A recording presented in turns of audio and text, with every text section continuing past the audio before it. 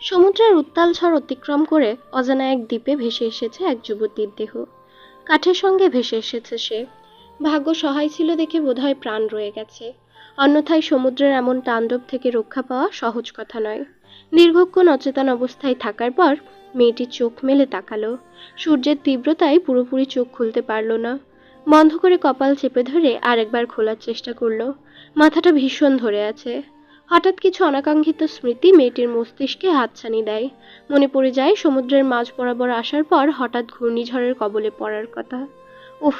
শব্দ করে উঠে বসে মেয়েটি।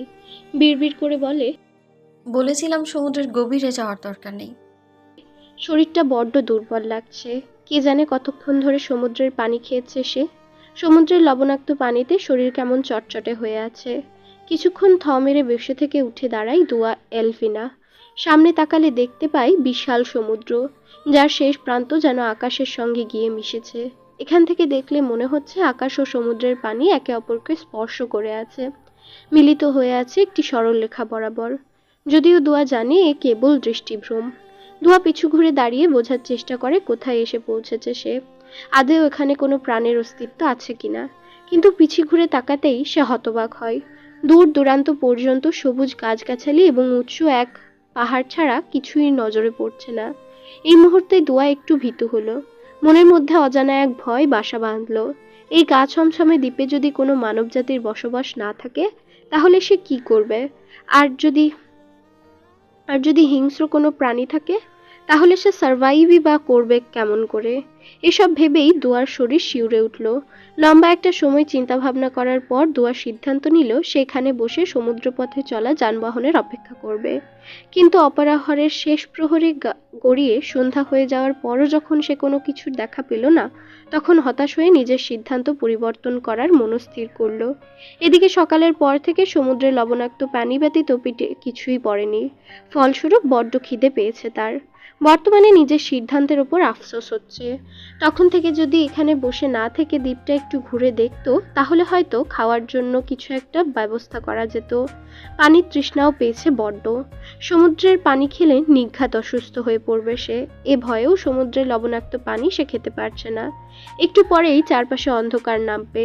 যদিও চাঁদ না ওঠে, তাহলে জায়গাটা হয়তো পুরোপুরি অন্ধকার হয়ে যাবে।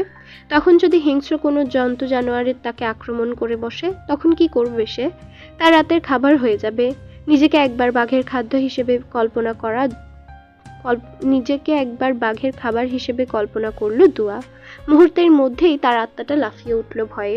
না না, এভাবে নিরস্তর এখানে টেকা যাবে না। বিয়ার গিলসের মতো গাছের ডাল পাথর দিয়ে নিজের সুরক্ষার জন্য অস্ত্র বানাতে হবে। ভাগ্যিস ছোটবেলায় ম্যান ভার্সেস ওয়াইল্ড দেখেছিল সে। নিউজিল্যান্ডের রাজধানী ওয়েলিংটন, সেখানকার ওয়েলিংটন রিজিওনাল হসপিটালে 3জন ছেলে ও 4জন মেয়ে পর্যটক অস্থির ভঙ্গিতে একসাথে বসে আছে। তাদের ঘিরে রয়েছে সেখানকার কিছু সাংবাদিক। সবার মুখে একটাই প্রশ্ন, তাদের সাথে আসা পঞ্চম মেয়েটি এখন কোথায়? সবার কপালে চিন্তার ছাপ। তারা এখানে ঘুরতে এসেছিল। এখন থেকে 2 ঘন্টা পরেই তাদের ফ্লাইট। এদিকে সকালের শেষ প্রহরে হওয়া সামুদ্রিক ঝড়ে দোয়াকে হারিয়ে ফেলেছে তারা। ইয়েটের মধ্যে 8টি লাইফ রিং ছিল। তন্মধ্যে একটি ইয়েট চালক নিয়ে নিয়েছে। ছেলেদের মধ্যে থেকে ড্যানিয়েল নিজের লাইফ রিং দোয়াকে দিতে চেয়েছিল, কিন্তু দোয়া নেয়নি। তারপর হঠাৎ কি থেকে যেন হয়ে গেল, ইয়েট উল্টে গেল। এরপর কেউ আর সঠিকভাবে কিছু মনে করতে পারছে না। যদিও দোয়া সাঁতার জানে, কিন্তু সমুদ্রের এ ঝড়ের মধ্যে সাঁতার কেটে তীরে আসা কোনোভাবেই সম্ভব নয়, কারণ তারা তখন ছিল তীরের থেকে অনেক বেশি দূরে। রেহানা টিভিতে সন্ধ্যার 7টার খবর দেখছিলেন। হঠাৎ তিনি ব্রেকিং নিউজে দেখতে পান, বাংলাদেশের কিছু তরুণ ও তরুণী নিউজিল্যান্ডে ঘুরতে গিয়ে সমুদ্রের ভয়ানক ঝড়ের কবলে পড়ে। ভাগ্যক্রমে সবাই প্রাণ নিয়ে বেঁচে ফিরতে পারলেও সন্ধান মেলেনি দুয়া এলফিনা নামের তরুণীর। নিউজিল্যান্ডের সরকার এ নিয়ে দুঃখ প্রকাশ করেন। বলেন, দুয়া এলফিনাকে খোঁজার চেষ্টা করা হচ্ছে। আশা করা যায় অতি দ্রুত তাকে খুঁজে পাওয়া যাবে। তার পরপরই দেখানো হয় দুয়ার ছবি, যা দেখে আঁতকে ওঠেন রেহানা। চোখ অশ্রুতে টইটুম্বুল হয়ে ওঠে। উনি কম্পিত স্বরে পরিবারের বাকি সদস্যদের ডাকতে থাকেন। আহম্মদ, আহম্মদ, মা, বাবা দ্রুত আসুন, দেখে যান কত বড় কাণ্ড ঘটে গেছে। দোয়ার বাবা আহমেদ ধীর পায়ে সিঁড়ি বেয়ে নিচে নেমে আসেন। মাত্রই তিনি অফিস থেকে ফিরে বিছানায় গা এলিয়ে দিয়েছেন। রেহানার ডাক শুনে নেমে এসেছেন। আহমেদকে নামতে দেখে রেহানা দ্রুত ওনার দিকে এগিয়ে যান। ওনার হাত ধরে ভীত স্বরে বলেন, দুয়ারে বড় বিপদ, আমাদের মেয়ের বিপদ আহমাদ, কিছু একটা করো তুমি। দুয়ার বিপদ শুনে আহমেদ আলসালামও ধরা শরীরে রক্ত তাজা হয়ে ওঠে। রেহানাকে জিজ্ঞাসা করেন, কি হয়েছে দুয়ার? নিউজে আমাদের দোয়াকে দেখাচ্ছে ওনাকে হারিয়ে গেছে। কি যাতা বলছো? বিশ্বাস না হলে ইউটিউবে সন্ধ্যা 7টার খবর সার্চ করে দেখো। এতক্ষণে সংবাদ শেষ হয়ে বাংলা নাটক শুরু হয়েছে একটা। সেই জন্য রেহানা টিভিতে সে নিউজ দেখাতে পারলেন না। বাধ্য হয়ে নিজেই ইউটিউব সার্চ করে সেই নিউজ খুঁজে বের করে আহমেদকে দেখালেন। আহমেদ পুরো ঘটনা দেখে দ্রুত নিজের মোবাইল ফোন প্যান্টের পকেট থেকে বের করে নিজের পার্সোনাল অ্যাসিস্ট্যান্ট স্বাধীন সাহেবকে ফোন করলেন। স্বাধীন সাহেব, দ্রুত আমার জন্য নিউজিল্যান্ডের টিকিট বুক করুন। বলে কল কেটে দেন উনি। আমি যাব না, আমাকেও নিয়ে চলো তোমার সঙ্গে। না, আমি আগে যাই, তুমি এখানেই থাকো। তোমাকে নিয়ে গিয়ে অন্য কোনো ঝামেলায় পড়তে চাই না আমি। তুমি হারিয়ে গেলে আরেক বিপত্তি বাঁধবে। সেখানে আমি দুয়াকে খুঁজতে যাচ্ছি, তোমার খেয়াল রাখা সম্ভব হবে না আমার পক্ষে। এরই মধ্যে সেখানে দুয়ার দাদা ও দাদি চলে আসেন। এসে রেহানাকে জিজ্ঞাসা করেন, কি হয়েছে বৌমা, এত শোরগোল কিসের? বাবা, দোয়া হারিয়ে গেছে, তাও সমুদ্রের মধ্যে। বলে কান্নায় ভেঙে পড়েন রেহানা। উদ্বিগ্ন হন তারা। দুয়ার দাদি নাজমা বেগম ভীত হয়ে জিজ্ঞাসা করেন, কি বলছো তুমি বৌমা? রেহানা কিছু বলতে পারল না। এর উত্তরে শব্দ করে কেঁদে উঠলেন। নাজমা বেগমের চোখেও দেখা মিলল সচ্ছল অশ্রুকণার। সামনে যে ছোট গাছটা পেয়েছে তার থেকেই অনেক কষ্টে একটা ডাল ভেঙে নিয়েছে দুয়া। এটা দিয়ে কোনো রকমে আত্মরক্ষা করা যাবে। ছুরিদারতেও কিছু একটা থাকলে ভালো হতো, এটাকে ধারালো বানানো যেত। আপাতত সে আছে, তাই বিপদের সঙ্গে হিসেবে রাখতে হবে। এখন প্রয়োজন আগুনের, কিন্তু আগুন জ্বালাবে কিভাবে? বিয়ারকে পাথরের সঙ্গে পাথর ঘষে আগুন জ্বালাতে দেখেছিল সে। কাঠের সঙ্গে কাঠ ঘষেও সম্ভব জ্বালানো যায়, কিন্তু তার জন্য ছুরির দরকার ছিল। যেহেতু এটা সম্ভব নয়, তাই পাথর ঘষেই আগুন জ্বালাতে হবে। ফিরে যেতে হবে সেই পুরনো সভ্যতায়, যখন মানবজাতি পাথর ঘষে আগুন জ্বালাতো, গাছের ডালপালা ও পাথর দিয়ে মাছ ধরতো। সব চিন্তা ভাবনা ছেড়ে দোয়া পাথর খুঁজতে লাগলো। এই মুহূর্তে আগুনের ব্যবস্থা করা সব থেকে বেশি জরুরি। খিদের জ্বালায় মাথা ঠিকভাবে কাজও করছে না। অন্তত আগুন ধরাতে পারলে পানি ফুটিয়ে বিশুদ্ধ করে নিলে একটু খাওয়া যাবে। আশপাশটা অনেকক্ষণ খোঁজাখুঁজি করার পর কিছু পাথরের সন্ধান পেল দুয়া। সেখান থেকে একটা পাথর উঠিয়ে নিল সে।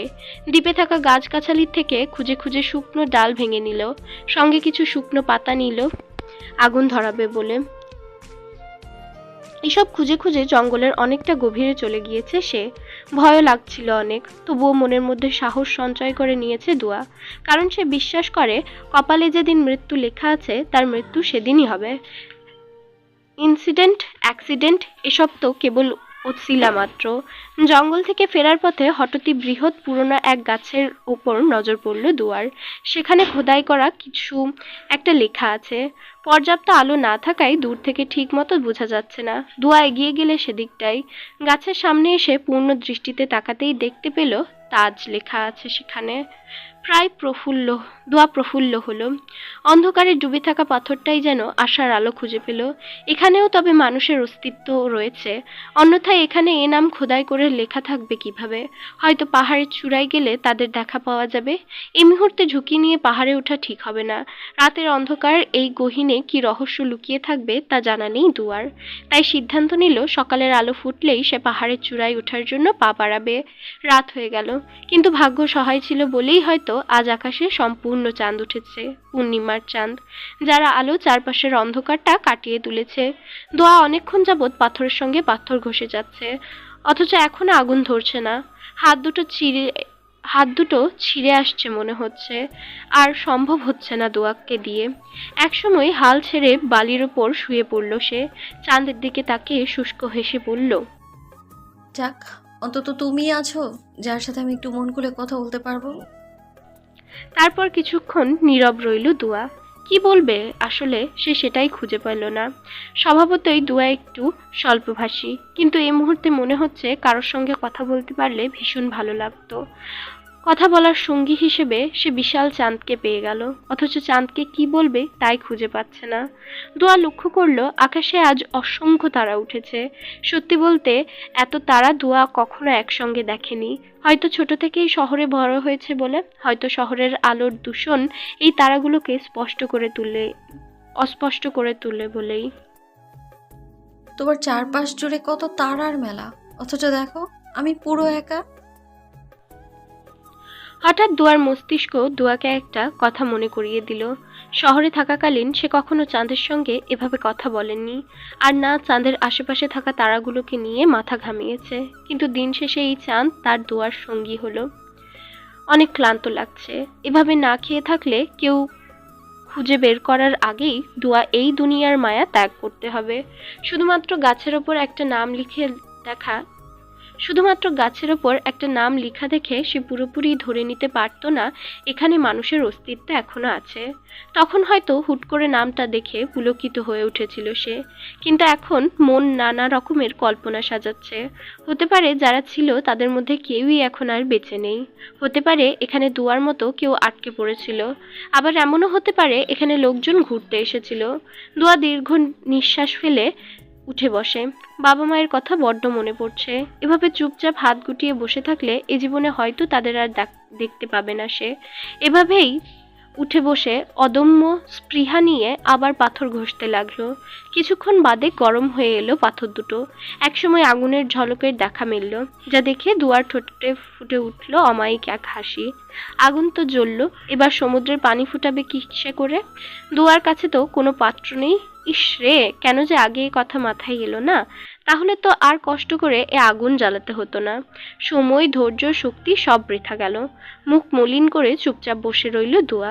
আজ সে বুঝতে পারছে খাবারের অভাব কি নিদারুণ কষ্ট দেয়। পেটে খাবার পড়েনি একথা থেকেও ভারী কথা হলো আমার কাছে খাবার নেই। দোয়া পরিস্থিতির শিকার হয়েছে বলে তার কাছে খাবার নেই, কিন্তু যারা অর্থের অভাবে খাবার কিনতে পারে না, না জানি তাদের কি অবস্থা। সমুদ্রের স্বচ্ছ পানির দিকে তাকিয়ে এসব ভাবছিল দোয়া। হুট করেই লক্ষ্য করলেও পানিতে কিছু একটা লাফ দিয়েছে, হয়তো মাছ। ফুলের মতো মূর্ছে যাওয়া মনটা আবারও সতেজ হয়ে উঠল। পানি খেতে না পারলে অন্তত মাছ খেয়ে তো পেট ভরা যাবে, আর লবণ হিসাবে থাকবে সমুদ্রের নোনা পানি। শরীর থেকে জামার উপরে থাকা কটি ফুল নিল দুয়া। প্রথমে এটা দিয়ে ধরার চেষ্টা করা যাক, তারপর যদি এটাই মাছ ধরা না পড়ে তখন গাছের ডাল দিয়ে চেষ্টা করা যাবে। পরিকল্পনা মোতাবেক প্রথমে এসে নিজের কটিটাকে জলের মতো ব্যবহার করতে চাইল, কিন্তু ফলাফল শূন্য। কোনো মাছ দোয়া ধরতে পারল না। তারপর পরবর্তী পরিকল্পনা মোতাবেক গাছের চিকন ডালকে কাজে লাগালো, কিন্তু অন্ধকার হওয়ায় সুবোধে এ পরিকল্পনাও ধূলিসাৎ হয়ে গেল। দোয়া বেশ বিরক্ত হলো। কোনো কাজেই সে ঠিক মতো করতে পারছে না। প্রতিকূল পরিবেশ কি করে বেঁচে থাকতে হয় তার প্রশিক্ষণে না নিয়ে হয়তো জীবনে মস্ত বড় ভুল করেছে সে। প্রতিটি মানুষের উচিত এরকম প্রশিক্ষণ গ্রহণ করা। একে তো সেখানকার আবহাওয়া বেশ আর্দ্র, তারপর একটু খাবারের সন্ধানে সে সমুদ্রের ঠান্ডা পানিতে নেমেছে মাছ ধরতে। এখন যদি মাছই ধরতে না পারে তাহলে ক্ষুধার কষ্টের সাথে সাথে শীতে ঠকঠক করে কাঁপার কষ্টও যোগ হবে। আর একসাথে দুটো কষ্ট সহ্য করার কোনো ইচ্ছেই আপাতত দুয়ার নেই। দুয়া আবার কটিটাকে ব্যবহার করলো, তবে এবার একটু ভিন্ন পদ্ধতি অবলম্বন করলো সে। বালিতে এসে দুটো পাথর নিয়ে পানিতে নামলো। কটির মাঝ বরাবর মাথার দুটো রেখে পানিতে ডুবিয়ে রাখলো। সামান্য একটু ঝুঁকে স্থির হয়ে দাঁড়িয়ে রইল কটিটা ধরে, যেন মাছ আসলে খপ করে ধরে ফেলতে পারে। হলোও তাই। কিছু সময় পর হাতে কিছু একটা বাজলো। দুয়া আর সময় অপচয় না করেই ঝটপট হ্যাচকা টানে কটি ওপর তুলে নিল, কিন্তু মাছটি সম্ভবত দুয়ার চাইতেও অনেক বেশি দ্রুত। সেই জন্য তো কিভাবে যেন সে পালিয়ে গেল, কিন্তু দুয়া হাল ছাড়লো না। দুয়ার জেদ আজ দুয়ার ঢাল হয়ে দাঁড়ালো। দুয়া আবার চেষ্টা করলো। এভাবে পরপর 3বার চেষ্টা করার পর চতুর্থবার দুয়া সফল হলো। দুয়ার মুখে হাসি ফুটে উঠল। মাছের নাম দুয়া জানে না, আপাতত এটাকে পুড়িয়ে পেট ভরতে পারলেই শান্তি। মাছের ভেতর দিয়ে চিকন ও শক্ত ডাল ঢুকিয়ে আগুনের ওপর ধরল দুয়া। অবশ্য হাত ভেজা কুটিটা পেঁচিয়ে নিয়েছে যেন আগুনের তাপ না লাগে। কিছু সময় পরই মাছ পোড়ার গন্ধ ছড়িয়ে পড়ল চারপাশে। এই গন্ধ দুয়ার নাকে যেতেই পেটের ক্ষুধা যেন আরো প্রবল হয়ে উঠল। কিন্তু হঠাৎ দুয়ার মনে হলো সামনে কেউ একজন দাঁড়িয়ে আছে। এই রকম মনে হওয়ার কারণ দুয়ার ভ্রম নাকি সত্যি তা জানে না। মাছের থেকে দৃষ্টি সরিয়ে দুয়া সামনের দিকে তাকালো। কেউ একজন দাঁড়িয়ে আছে। সে পুরুষ নাকি মহিলা দুয়া তা বুঝলো না। বেশভূষা অদ্ভুত ধরনের, তার উচ্চতা অনেক বেশি। দুয়া খুশি হলো, সামান্য হেসে চোখের পলক ফেলে আবার তাকালো। কিন্তু এ কি, কেউ নেই এখানে। দুয়া আশেপাশে ভালোভাবে দেখলো, আসলেই কেউ নেই এখানে। ভ্রম ভেবে আবার দুয়ার মন খারাপ হয়ে গেল। ক্ষুধার তাড়নায় হয়তো এমনটাতে হয়েছে। দীর্ঘ নিঃশ্বাস ফেলে মাছের দিকে মনোযোগ দিল সে। মাছ সম্পূর্ণ সিদ্ধ হয়ে গেলে আগুনের উপর থেকে নামিয়ে পাতার উপর রাখলো মাছটাকে। এখন যেন আর তার সইছে না, ইচ্ছে করছে এই গরম মাছটার উপর হামলে পড়তে। এরই মধ্যে এই কাজ করতে গিয়ে হাত লাল হয়ে গিয়েছে, এখন ভীষণ জ্বলছে। তারপরেও ফু দিয়ে একটু একটু করে খাওয়ার চেষ্টা করতে থাকলো দুয়া। মাছটি প্রায় অর্ধেক শেষ। ঠিক সে সময় জঙ্গল থেকে কেমন অদ্ভুত আওয়াজ দুয়ার কানে ভেসে এলো। দুয়া সতর্ক হয়ে মাছ খাওয়া থামিয়ে দিল, কারণ জীবন বাঁচিয়ে রাখাটাই আসল। জ্বলন্ত ডাল হাতে নিয়ে চুপটি করে বসে রইল। বুক তার দূর দূর করছে, দূর দূর কাঁপছে। একটু পর এই অদ্ভুত শব্দ হাওয়ায় মিলিয়ে গেল। তবুও দুয়া স্বস্তির নিঃশ্বাস ফেলতে পারল না। কে জানে আবার কখন কি চলে আসে। অর্ধেক মাছটির দিকে তাকালো দুয়া, তারপর আবার একবার জঙ্গলের দিকে তাকিয়ে ভয়ে ভয়ে এক হাতে জ্বলন্ত ডাল নিয়ে অপর হাত দিয়ে খেতে থাকলো। ভয়ে চটে গেলে ভয়ের চোটে গলা দিয়ে খাবার নামতে চাইছে না। আর না এই খাবার খেতে দুয়ার ভালো লাগছে। এমন বিশ্রী খাবার দুয়া জীবনে খেয়েছে বলে মনে পড়ছে না। দুয়া তবুও খাচ্ছে, কারণ দুয়াকে বেঁচে থাকতে হলে এ খাবার খেয়েই থাকতে হবে। কোনো রকম ভয়ে ভয়ে নির্ঘুম রাত্রি যাপন করলো দুয়া। ঘুম তাড়াতে সে নক্ষত্রের সঙ্গে খেলা করেছে, গল্প করেছে চাঁদের সঙ্গে। ভোরের আলো ফুটতেই কিছুটা স্বস্তি পেল দুয়া। কেন রাতের অন্ধকারে হিংস্র পশুরা সজাগ হয়ে ওঠে, শিকার খুঁজতে এদিক সেদিক ঘুরে বেড়ায়, এটা দুয়ার ধারণা। আগুন প্রায় নিভে এলো বলে, কিন্তু এই আগুন নিভতে দেওয়া যাবে না। জ্বালানোটা বড্ড কষ্টকর। দুয়া আরো কিছুক্ষণ শুকনো কাঠ জঙ্গল থেকে ভেঙে এনে আগুনে দিয়ে দিল। গতকালের মতো মাছ মেরে আগুনে পুড়িয়ে পেট ভরে খেয়ে নিল। এত বড় পাহাড়, এর চূড়ায় উঠতেও তো শক্তি লাগবে। প্রথমে লবণাক্ত পানি, তারপর দীর্ঘ সময় পানি না খেয়ে থাকার ফলে শরীরটা ক্রমশ দুর্বল হয়ে পড়েছে। আর কতদিন সে এখানে বেঁচে থাকতে পারবে তা জানা নেই। তবে এমন একটি নির্জন দ্বীপে সে মরতে চায় না। এখানে মরলে গোসল করানোও হবে না, জানাজাও হবে না, কবরও দেওয়া হবে না। মৃত্যুর পর কেউ জিয়ারত করতেও আসবে না। এখানেই গলে পচে মাটির সাথে মিশে যাবে একদিন। এসব ভাবলেই বেঁচে থাকার কিছু কারণ খুঁজে পায় দুয়া। আর সেখান থেকেই সেই দৃঢ় মনোবল নিয়ে বেঁচে থাকার জন্য নতুন নতুন পরিকল্পনা করছে। নতুন উদ্যমে জেগে উঠেছে, সাহস পাচ্ছে, শক্তি পাচ্ছে। বুক ভরে প্রশ্বাস নিয়ে পাহাড়ের চূড়ায় ওঠার জন্য পা বাড়ালো সে। নির্ঘুম রাত্রিযাপন ও শরীর ক্লান্ত হওয়ার সুবাদে কেমন যেন ঘুম ঘুম পাচ্ছে। দুয়া সেই ঘুমের তোয়াক্কা না করে ক্লান্ত ও দুর্বল শরীরটাকে নিয়ে চলতে থাকলো। কটিতে করে একটা মাছ পুড়ে নিয়েছে, খিদে পেলে খাবে বলে। অনেকটা পথ চলার পর গাছ ভর্তি ডাব দেখতে পেল দুয়া। কেন যেন অশ্রু নেমে এলো এই গাছ দেখে। কটি সেখানেই ফেলে রেখে দৌড়ে গেল ডাব গাছটির কাছে। কে দেখে বলবে এ গাছে মানুষের অযত্নে প্রাকৃতিক নিয়মে বেড়ে উঠেছে। কিন্তু সমস্যা হলো গিয়ে এই গাছ অনেক বেশি উঁচু। শহরে বন্ধুদের সঙ্গে বাজি ধরে কয়েকবার আম গাছে উঠে আম চুরি করা হয়েছে। তবুও সে গাছগুলো ছিল ছোট ছোট, কিন্তু এই গাছ তো বিশাল। দোয়া কয়েকবার উঠার চেষ্টা করলো, কিন্তু পারল না। তবে এবার সে আশাহত হলো না। নিশ্চয়ই এ দ্বীপে খাওয়ার মতো আরও বন্য ফলের গাছ রয়েছে, যা একটু খুঁজলেই হয়তো পাওয়া যাবে। পূর্বের জায়গায় ফিরে এসে কটি নিয়ে আবার চলতে আরম্ভ করলো দুয়া। দুপুরের মাঝামাঝি সময়ে নাম না জানা এক গাছের ছায়াতলে বসে নীরবে চোখের অশ্রু ঝরাতে লাগলো দুয়া। পানির তৃষ্ণায় গলা শুকিয়ে কাঠ হয়ে গেছে। লালা দিয়ে গলা ভেজাতে ভেজাতে এখন যেন মুখটাও শুকিয়ে গেছে।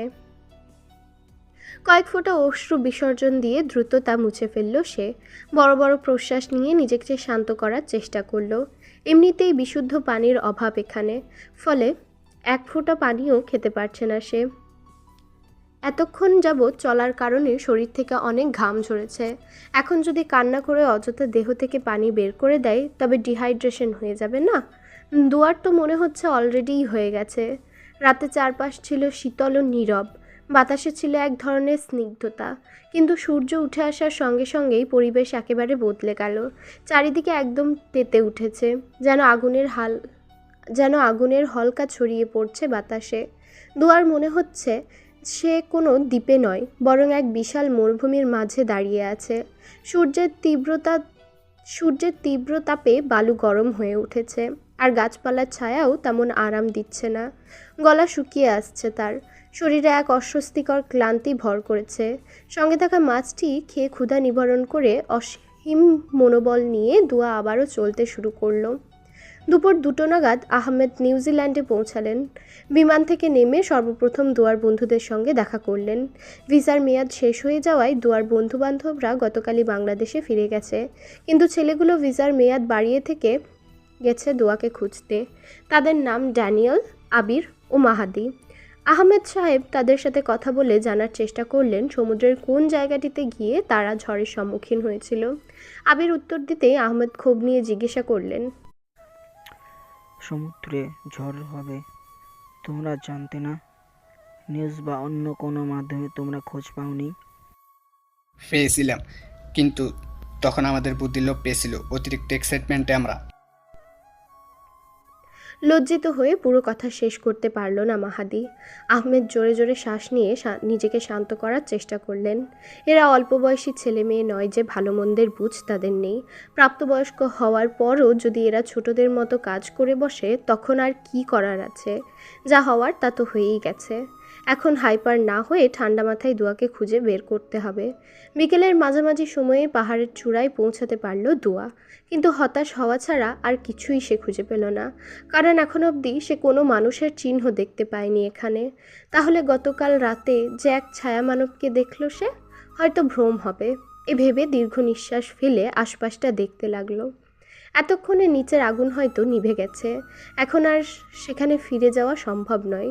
আজ রাতটুকু এই পাহাড়ের চূড়ায় আশ্রয় নিতে হবে। এই অবধি এক ফোঁটা পানি খেতে পারেনি দুয়া, তাই তার অবস্থা ধীরে ধীরে খারাপের দিকে চলে যাচ্ছে। হয়তো ডিহাইড্রেশন হয়ে গেছে।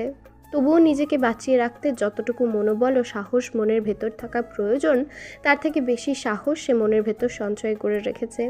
কিন্তু এত সবের মাঝে সে মস্ত বড় বোকামি করে বসেছে।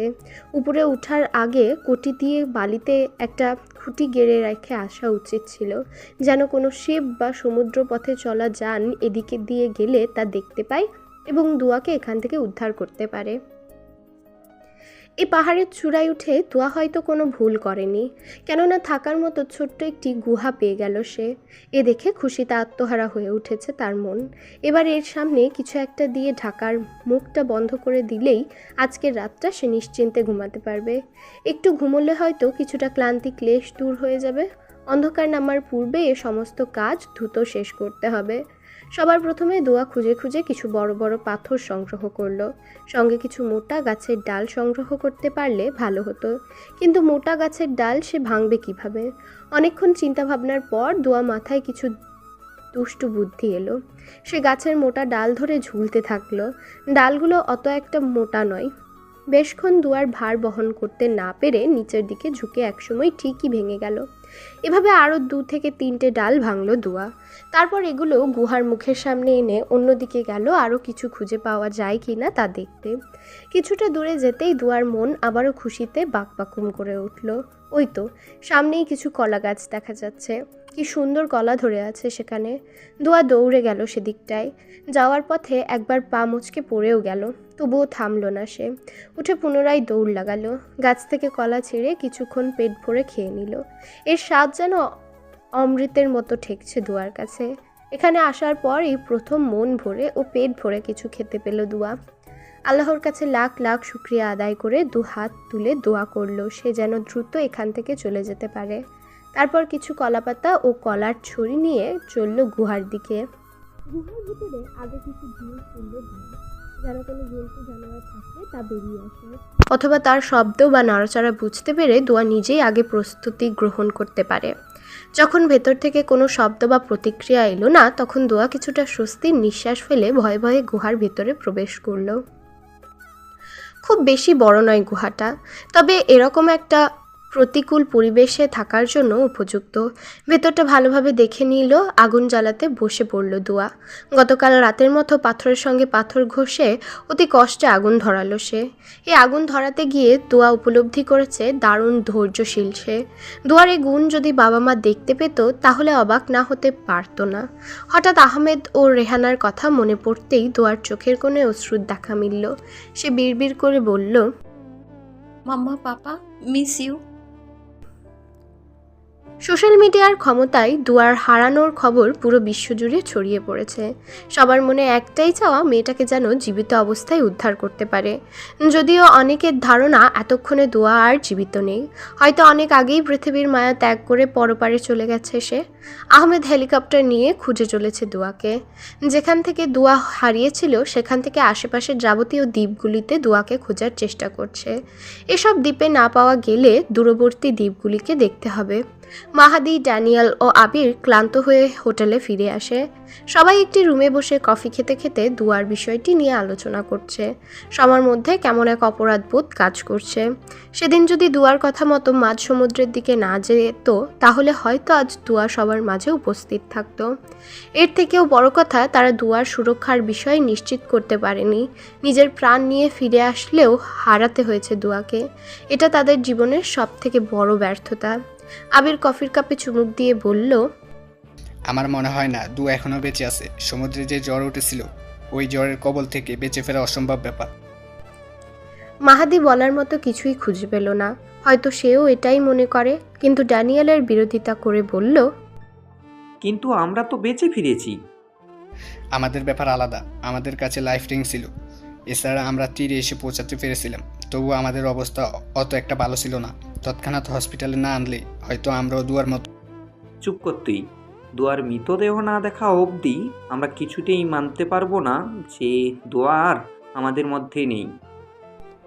ক্ষোভ নিয়ে বলল ড্যানিয়েল। তারপর কিছু সময় চুপ থেকে নিজেকে শান্ত করে বলল, 3 বছর ধরে আমরা সবাই একসাথে আছি। একসাথে কত খারাপ সময়, ভালো সময় অতিক্রম করেছি, সেসব তোরা ভুলে গেছিস? তো বলিনি কিছু, শুধু ড্যানিয়েল আবিরকে নিজের কথা শেষ করার সুযোগ দিল না। 2012 সালের হোসে সালভাদোর আলভারেঙ্গার ঘটনা ভুলে গেলেই? তিনি প্রায় 1 বছর 2 মাস সমুদ্রে ছিলেন, তারপর মার্শাল দ্বীপপুঞ্জে গিয়ে পৌঁছান এবং 2014 সালে তাকে সেখান থেকে জীবিত উদ্ধার করা হয়। তিনিও কিন্তু সামুদ্রিক ঝড়ের কবলেই পড়েছিলেন। আর স্টিফেন কালাহান, ওনার নৌকা তো মহাসাগরের মাঝপথে গিয়েই ডুবে যায়, তবুও তো তিনি বেঁচে ছিলেন। তাদেরকে এত সময় পর জীবিত উদ্ধার করা গেলে দোয়াকে কেন খুঁজে পাবো না আমরা? কেন আশা ছাড়ছি? যেখানে দোয়া হারিয়েছে মাত্র 2 দিন হলো, জাস্ট গডের কাছে প্রে করে যা সবাই। আই অ্যাম ড্যাম শিওর আমাদের দোয়াও কোনো এক অলৌকিক ক্ষমতার জোরে আমাদের কাছে জীবিত অবস্থায় ফিরে আসবে। গুহার মুখটা গাছের ডাল, কলাপাতার সাহায্যে আড়াল করে গুটিসুটি হয়ে শুয়ে ঘুমাচ্ছে দোয়া। একটু দূরেই আগুন জ্বলছে, তবে আর বেশিক্ষণ জ্বলবে বলে মনে হচ্ছে না। নিবু নিবু অবস্থায় আছে সেটি। ঘুমন্ত অবস্থায় থাকার ফলে দোয়া এই বিষয় সম্পর্কে সম্পূর্ণ অগত্য। ফিরে চলো প্লিজ। শুনেছি বিশাল ঝড় হবে আজ। ঝড়ের কবলে পড়লে কি হবে বুঝতে পারছিস? দোয়া উদ্বিগ্ন হয়ে বলে, আব্বে ইয়ার, আগামীকাল তো ফিরে যাব। শেষবারের মতো দেশটার প্রকৃতি একটু উপভোগ করতে দে না। একটু উপভোগ করবো না? চিন্তা করিস না তো দোয়া, কিচ্ছু হবে না। আর একটু সামনে গিয়েই ফিরে আসবো আমরা। লিজা বলল। তখন আর দোয়া কিছু বলেনি। চিন্তিত হয়ে সময়টা উপভোগ করার চেষ্টা করে, কিন্তু আরেকটু সামনে যাওয়ার পর যখন কারোর মুখে ফিরে যাওয়ার কোনো নাম নেই, তখন আরও একবার সবাইকে সতর্ক করে দেয় সে। কিন্তু এবারও সবার কথাকে বিশেষ একটা আমলে নেয়নি। দুয়া বুঝতে পারে এদের জন্য ভয়ানক দুর্ঘটনার সম্মুখীন হতে হবে তাকে। দুয়ার সিক্স সেন্স বলছে সামনে আর এগোনো ঠিক হবে না, এই মুহূর্তে এখান থেকে চলে যাওয়াই উত্তম। কিন্তু এরা তো দুয়ার কথা শুনছেই না। হঠাৎ চারপাশ অন্ধকার হয়ে আসে, বইতে থাকা ঝোড়ো হাওয়া সঙ্গে সামুদ্রিক ঢেউ, যা দেখে দুয়ার মন কুগাইতে থাকে। চিৎকার করে ক্রোধিত স্বরে জিজ্ঞেস করে, আরও সামনে যাওয়ার ইচ্ছে আছে কারো, নাকি এখন ফিরে যাবে, কোনটা? মাহাদি দ্রুত ইয়ট চালককে ইশারায় বলে ইয়ট ঘুরিয়ে তীরে নিয়ে যেতে, কিন্তু চালক শত চেষ্টা করেও ঠিকভাবে তা ঘোরাতে পারে না। উল্টো ঢেউয়ের ধাক্কায় ইয়টের দিক হারিয়ে ফেলে।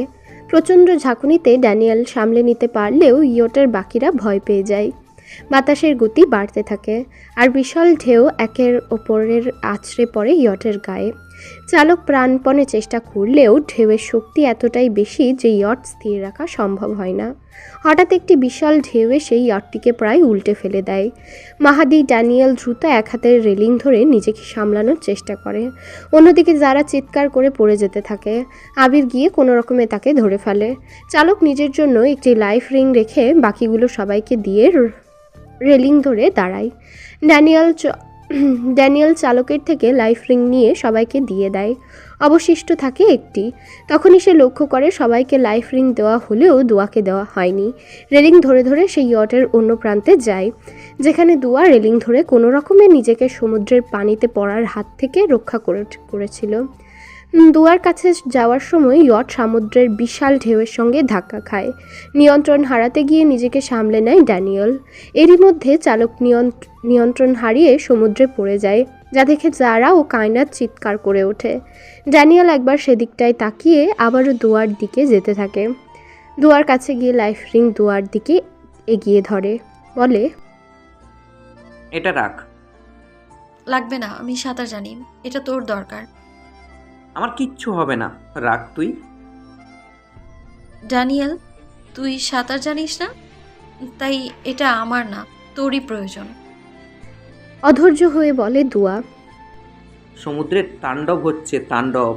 এই তাণ্ডবের মধ্য দিয়েও তুই সাঁতরে তীর অবধি পৌঁছাতে পারবি বলে তোর মনে হয়? তারপর দুয়া কিছু একটা বলল, যা ড্যানিয়েলের কর্ণগোচর হলো না। তার পরপরই প্রচণ্ড এক ঝাঁকি ইয়ট কাত হয়ে পড়ে একদিকে। যারা ও মাহেদির হাত ছুটে পানিতে পড়ে যায়। আবির, কায়নাত ও লিজা শক্ত করে রেলিং ধরে থাকে। ড্যানিয়েল আবার কিছু বলতে যাবে, ঠিক তখনই আরও একবার সমুদ্রের ভয়ানক ঢেউয়ের সঙ্গে ইয়াটটির বাড়ি খায়। রেলিং থেকে হাত ছুটে যায় দুয়ার, হারিয়ে যায় সে সমুদ্রের ভয়ানক ঝড়ের মধ্যে। এই অবধি দেখে ধরফরিয়ে উঠে বসে দুয়া। চারপাশ জুড়ে ঘোর অন্ধকার। তবে কি সে মরে গেছে? চুপটি করে বসে থেকে কিছুক্ষণ ভাবার চেষ্টা করে সে কোথায় আছে। তারপর একে একে সব মনে পড়ে যায় তার। হাতের সাহায্যে কপালের ঘাম মুছে হামাগুড়ি দিয়ে সামনের দিকে যাওয়ার চেষ্টা করে। তখন বুঝতে পারে মাথাটা প্রচণ্ড ধরে আছে, শীত শীত লাগছে কেমন। হয়তো জ্বর এসেছে। গুহা থেকে বের হতে গিয়েও হয় না সে, কারণ আজ আকাশে চাঁদ ওঠেনি। এই অন্ধকারের মধ্যে বাহিরে গেলে যদি কোনো জন্তু জানোয়ারের আক্রমণ করে বসে তখন? এই ভেবে হাতড়ে হাতড়ে পুনরায় আগুন যেখানে জ্বালিয়েছিল সেখানে আসে দুয়া। পাথর ঘষে ঘষে একবার আগুন ধরায়। প্রচণ্ড ক্ষুধাও পেয়েছে। কলা ছড়িয়ে এনে ভালোই করেছে সে। এখানেতে তা দিয়েই পেট ভরা যাবে। খেতে খেতে আগুনের আলোতে দুয়া লক্ষ্য করে উপরের দিকে কিছু একটা আছে। অনেকক্ষণ চিন্তাভাবনা করে সে জিনিসটা কি তা দেখবে না কি দেখবে না, কিন্তু মনের কৌতূহলের সামনে সে আর চুপ করে বসে থাকতে পারে না।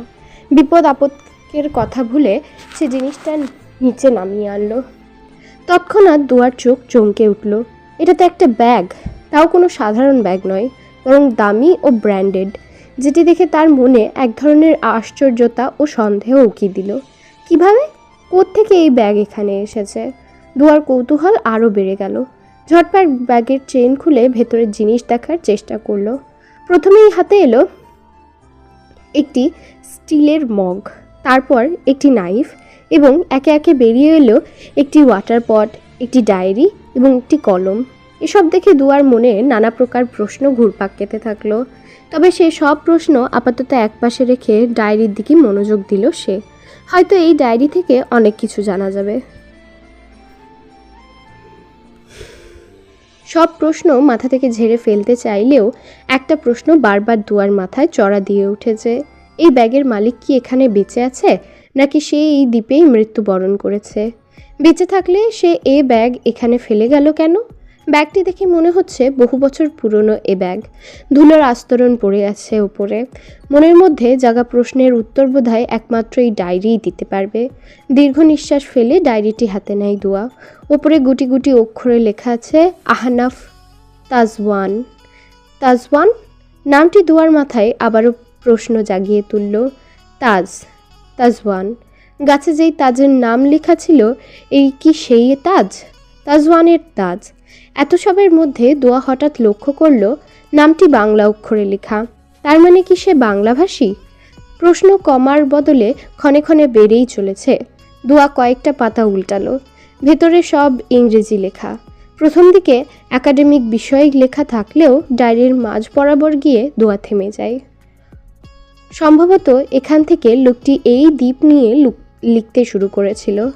লোকটির হাতের লেখা চমৎকার। দোয়া আগুনের একটু কাছে গিয়ে লেখাগুলো পড়তে থাকে, যার বাংলা অনুবাদ অনেকটা এরকম। ভাগ্যের জোরে আজ নির্জন দ্বীপে আটকে পড়েছি আমি। জানি না এই দ্বীপের নাম কি, এখানে কতদিন আমি সার্ভাইভ করতে পারবো, আদৌ এখান থেকে বেঁচে ফিরতে পারবো কিনা। তবে বিগত 2 দিন ধরে এখান থেকে কিছু কথা আমি বেশ ভালোভাবে উপলব্ধি করেছি। জীবনের প্রতিটি মুহূর্ত উপভোগ করা উচিত, তা না হলে জীবনের একটা পর্যায়ে গিয়ে আমার মতো মনে হবে কেন অতীতে চলে যাওয়ার সময়গুলো কাজে লাগালাম না, কেন একটু জীবনটাকে উপভোগ করলাম না। এ পর্যন্ত পড়ে দোয়া ভাবল লোকটি সত্যিই বলেছে। কার ভাগ্যে কি লেখা আছে বলা যায় না। যদি দোয়ার ভাগ্যে লেখা থাকে দোয়ার মৃত্যু এখানেই হবে, তাহলে তা কেউ আটকাতে পারবে না।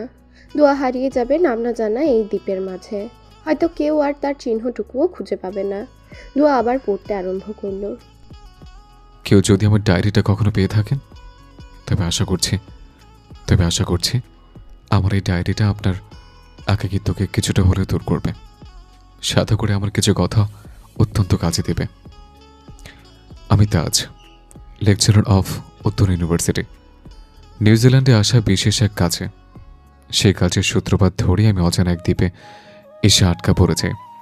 ছোট্ট একটা বোট নিয়ে একা এসেছিলাম আমি, তাই সঙ্গে এই ব্যাগ ছিল, যার মধ্যে কিছু জিনিস আছে যা হয়তো আপনার কাজে লাগতে পারে। ও হ্যাঁ, আপনার গাকে কিছু উপদেশ দিয়ে নেই। কি বলেন তো, লেকচারার তো, তাই সবাইকে উপদেশ দেওয়া আমার রক্তে মিশে গেছে।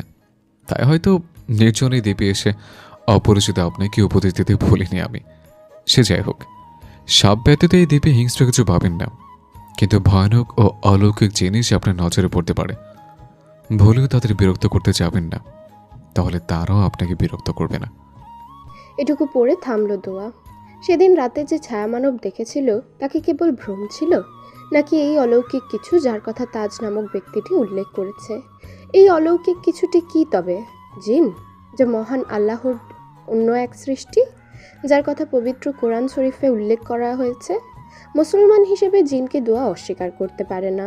তবে সেদিন রাতে দেখা মানুষটা যদি জিন হয়, তাহলে সে এই 20 বছরের জীবনে প্রথমবারের মতো জিনের সাক্ষাৎ পেয়েছে। ভেবেই দোয়ার শরীরের ভেতর দিয়ে শীতল এক শিহরণ বয়ে গেল। শরীরের পশমগুলো তা স্পষ্ট জানান দিল। এখানে খাওয়ার জন্য বিশেষ কিছু নেই, তবে পশ্চিমে কিছু কলা গাছ, উত্তরে নারকেল গাছ রয়েছে। আশা করছি এগুলো খেয়ে শরীরের শক্তির জোগাড় করতে পারবেন আপনি। আমার ব্যাগে ছোট্ট একটা নাইফ আছে, ওটাকে গাছের ডালের সঙ্গে বেঁধে মাছ মেরে দিয়ে আগুনে পুড়িয়ে খেতে পারবেন। আগুন ধরানোর জন্য রয়েছে আতসিক কাজ, রয়েছে ছোট্ট একটা স্টিলের মগ, যেটাতে আপনি পানি ফুটিয়ে বিশুদ্ধ পানি খেতে পারবেন, এবং তা সংরক্ষণ করার জন্য রয়েছে ওয়াটার পট।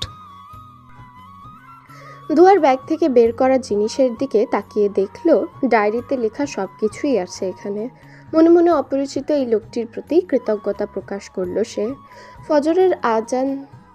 ফজরের নামাজ আদায় করে রেহানা আহমেদকে হোয়াটসঅ্যাপে কল করলেন। বিষণ্ণ গলায় জিজ্ঞেস করলেন, দোয়ার কোনো খোঁজ পেলে? এখনো অবধি পাইনি, তবে তুমি চিন্তা করো না, খুব দ্রুত পেয়ে যাব।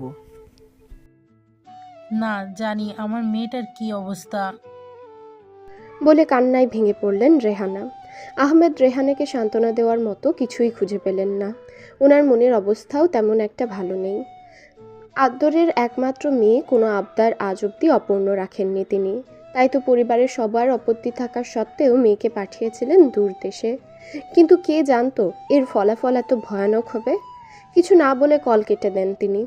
নাজমা বেগম রেহানার পাশেই জায়নামাজের উপর বসেছিলেন। তাসবিহ পড়তে পড়তে জিজ্ঞেস করলেন, কি বললো আহম্মদ? দোয়াকে খুঁজে পেয়েছে? রেহানা মুখ ফুটে কিছু বলতে পারল না।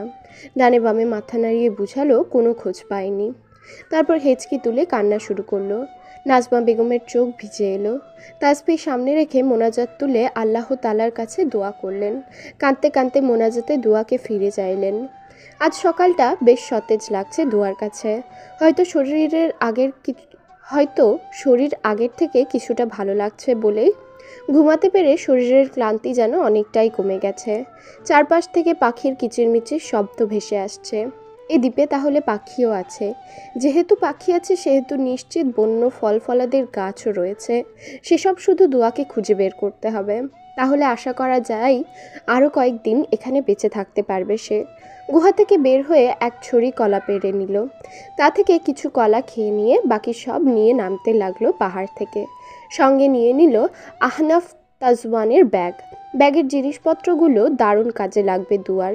এবার নামতে বেশি সময় লাগলো না, কারণ আগেরবার পথ না চিনতে পারায় উঠতে সময় লেগেছিল। এবার যেহেতু সে রাস্তা নিয়ে কিছুটা অনুমান করতে পেরেছে, তাই সময় কমই লেগেছে। নিচে নেমে কিছু শুকনো গাছ খুঁজে নিল। তারপর ছড়ির সাহায্যে গাছের ওপর ছাল ছিলে নিল। সঙ্গে নিল শুকনো পাতা। মগে করে সমুদ্র থেকে পানি এনে আতশি কাচের সাহায্যে আগুনে ধরানোর চেষ্টা করল। সূর্যের আলোতে মিনিট 10 আতশি কাচ ধরে রাখতেই মচমচে শুকনো পাতায় আগুন জ্বলে উঠল। তারপর তাতে শুকনো গাছের ছাল ও ডাল দিয়ে সে আগুন ধরালো। আগুন ভালো মতো জ্বলে উঠলে সে মগে করে আনা পানি আগুনের ওপর রাখলো। অবশ্য আগুনের ওপর বিভিন্ন ডালপালা ও বুনো লতা দিয়ে রাখার জায়গা তৈরি করে নিয়েছিল প্রথমে। পানি ফোটার সাথে সাথে একটা ডালের মাধ্যমে লতা দিয়ে ছুরি বেঁধে সামুদ্রিক মাছ ধরেছে। এটাকে পুড়িয়ে খাওয়া যাবে এবার। পুরো মাছ খেতে খেতে সমুদ্রের দিকে তাকালো। দূর দূরান্ত পর্যন্ত কোনো শিপ বা বোট দেখা যাচ্ছে না। ভেতর থেকে দীর্ঘ নিঃশ্বাস বেরিয়ে এলো দুয়ার। এ দ্বীপে আসার পর থেকেই একটু পর পর দীর্ঘ নিঃশ্বাস ফেলে সে। এভাবে ভেতরটা অনেকটা হালকা মনে হয় তার কাছে। সূর্যের তাপে অনেক বেশি গরম লাগছে এখানে, তাই গহীন বনের গাছগাছালির ছায়াতে গিয়ে বসলো সে। ক্লান্ত থাকায় একসময় ঘুমিয়েও পড়ল। ঘুম ভাঙল কিছু একটার প্রবল শব্দে। আড়ামোড়া ভেঙে দেখলো রাত হয়ে গেছে। চোখ কচলায় সতর্ক হয়ে বোঝার চেষ্টা করলো কিসের শব্দ এটা। একসময় মনে হলো হেলিকপ্টারের শব্দ। গহীন বন থেকে বেরিয়ে খোলা জায়গায় এলো সে। দেখলো একটা হেলিকপ্টার নিচের দিকে লাইট মারতে মারতে দ্বীপ ছেড়ে বহু দূরে চলে যাচ্ছে। আচ্ছা, এই হেলিকপ্টার এমন আলো ছড়াচ্ছে কেন? তবে কি তাকে খুঁজতে এসেছে কেউ? বাবা আহমেদ কি খুঁজছেন তাকে? এই ভেবে খুশি হলো সে। চিৎকার করতে করতে দৌড় লাগালো। পাগলের মতো পিছু নিল হেলিকপ্টারটির। কিন্তু দোয়া কারোর নজরে পড়ল না। কেউ দেখলো না তাকে, শুনলো না তার অসহায় আর্তনাদ। তাকে রেখে বহু দূরে চলে গেল। একসময় দোয়ার দৃষ্টি থেকে হারিয়ে গেল। তা দেখে হাঁটু গেড়ে বসে পড়ে দোয়া। হু হু করে কেঁদে ওঠে। রাগে দুঃখে থাপ্পড় মারতে থাকে নিজের গালে। তখন না ঘুমিয়ে কোটিটা যদি খুঁটির সঙ্গে বেঁধে দিত, তাহলে হয়তো তাকে নিয়ে যেত। আগুন নিভে গেছে। আগুন জ্বললেও তো মানুষ বুঝতো এই নির্জন দ্বীপে কেউ একজন আছে, অপেক্ষা করছে, ছটফট করছে বেঁচে থাকার জন্য। আজ আকাশ মেঘলা, চাঁদ লুকিয়ে আছে মেঘের আড়ালে। চারপাশ জুড়ে ঘোর অন্ধকার। একটা কথা বলার জন্য কেউ নেই। বুক ভারী হয়ে আসছে দুয়ার। তারপরও বুকে পাথর চাপা দিয়ে খুঁটির সঙ্গে খুঁটি বেঁধে বালতি গেড়ে দেয় সে। এবার অন্তত কেউ আসলে জানুক তার কথা। ভোরের আলো ফুটতেই জগিংয়ে বের হয়েছে আহনাফ তাজওয়ান। সঙ্গে রয়েছে বন্ধু মিনহাজ। বিভিন্ন বিষয় নিয়ে আলাপ আলোচনা এক পর্যায়ে গিয়ে তাজওয়ান মিনহাজকে জিজ্ঞেস করে, ওই মেয়েটাকে কি পরে পাওয়া গেছে? কার কথা বলছিস? কি যেন নাম মেয়েটার, মনে পড়ছে না।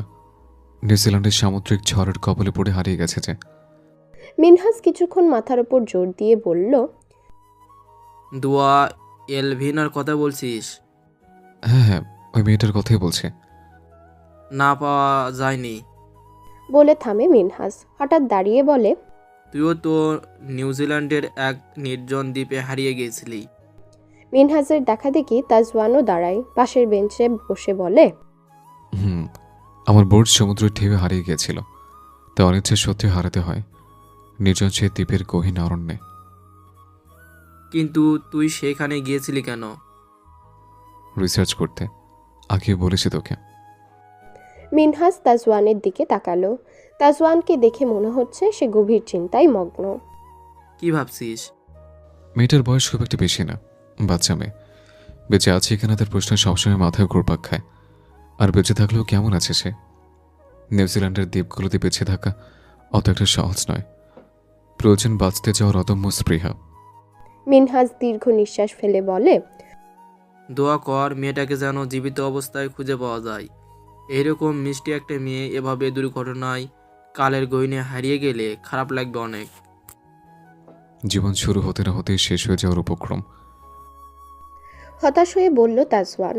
জোরপূর্বক পুরা মাছ কোনো রকমে গিলে খাচ্ছে দুয়া। এই খাবার যেন গলা দিয়ে আর নামতেই চাইছে না, তবুও খাচ্ছে বেঁচে থাকার তাগিদে। শরীরটা অনেক বেশি ক্লান্ত লাগছে, উঠে দাঁড়ানোর শক্তিটুকুও যেন পাচ্ছে না। এখানে এভাবে খুব বেশি দিন বেঁচে থাকতে পারবে বলে মনে হচ্ছে না তার। আচ্ছা, তাজ কি পেরেছিল এখান থেকে জীবিত অবস্থায় ফিরে যেতে? আবারও মনে প্রশ্ন জাগলো। ঝটপট ব্যাগ থেকে ডায়েরি বের করলো সে, পরবর্তী পৃষ্ঠাগুলো পড়ার জন্য। গত 5 দিন ধরে এই দ্বীপে একাকী বসবাস করছি আমি। নিজেকে আজকাল আদিমানব মনে হয় প্রাচীন সভ্যতায় ফিরে এসেছি আমি। তাদের মতো আগুন ধরাচ্ছে, মাছ মেরে খাচ্ছে, এমনকি থাকছেও গুহায়। এখন তো মনে হচ্ছে আর কয়েকটা দিন বেরিয়ে গেলে পরনের শার্ট প্যান্ট খুলে তাদের মতো পাতা দিয়ে পোশাক বানিয়ে পড়তে হবে।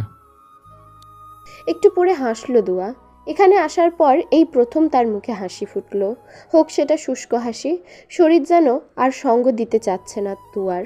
এখান থেকে উঠে খাবার খুঁজতে যাওয়ার শক্তিটুকুও পাচ্ছে না।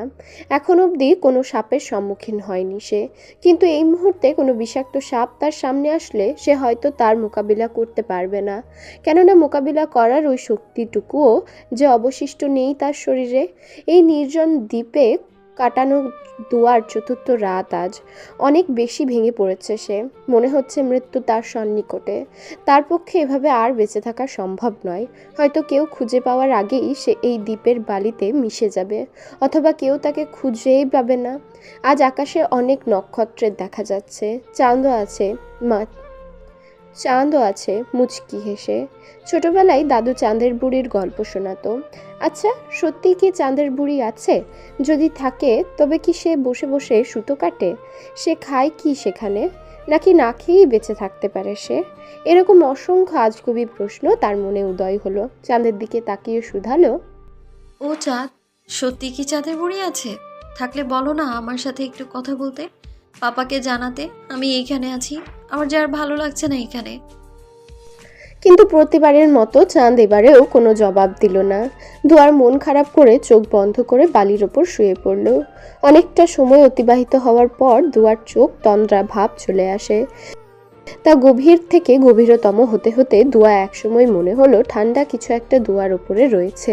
চোখ খুলতে কষ্ট হচ্ছে দুয়ার, ঘুমে চোখ টেনে খুলতে পারছে না। তবুও জিনিসটা কি দেখতে অনেক কষ্টে চোখ মেলে তাকায় দুয়া। অমনি ভয়ে তার বুক কেঁপে ওঠে, কপালে জমে বিন্দু বিন্দু ঘাম, কারণ ঠিক তার বুকের ওপর একটি কালো বর্ণের নাম না জানা প্রজাতির সাপ ফনা তুলে মাথা উঁচু করে বসে আছে, যেন সে শিকারের ঘায়েল করার জন্যই অপেক্ষা করছে। দোয়া কম্পিত কণ্ঠে ইয়া নাফসি জপতে থাকলো। নড়াচড়া করার শক্তি যেন সে হারিয়ে ফেলেছে। এই মুহূর্তে সে কি করবে বুঝতে পারছে না। বারবার মনে হচ্ছে আজই তার জীবনের শেষ রাত, হয়তো জীবনের অন্তিম পর্যায়ে চলে এসেছে সে।